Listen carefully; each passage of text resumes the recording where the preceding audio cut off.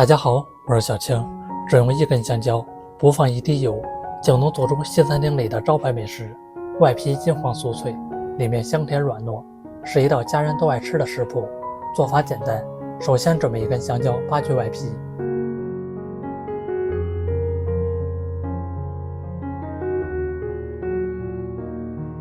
放入大碗里面，再用压泥工具压成香蕉泥。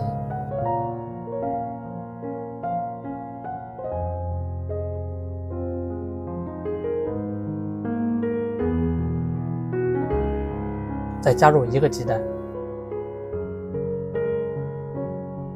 ，120克纯牛奶，20克白糖。先来把里面的食材混合均匀，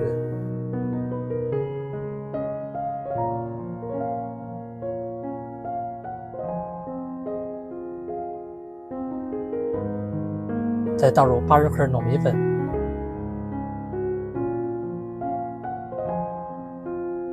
继续来混合均匀。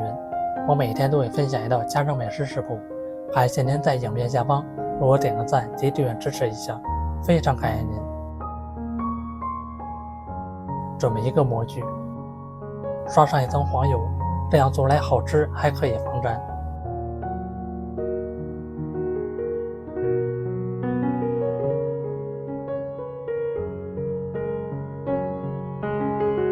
再放入食材，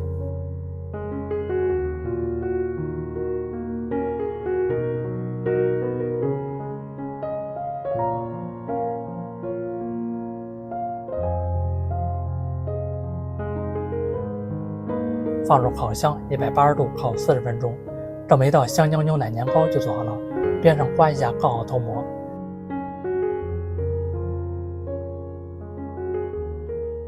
有香蕉不知道怎么吃，就是这样做，外皮金黄酥脆，里面也是香甜软糯，结合香蕉牛奶鸡蛋非常好吃，营养丰富，健康无添加，做法简单，喜欢吃就马上收藏起来试试吧。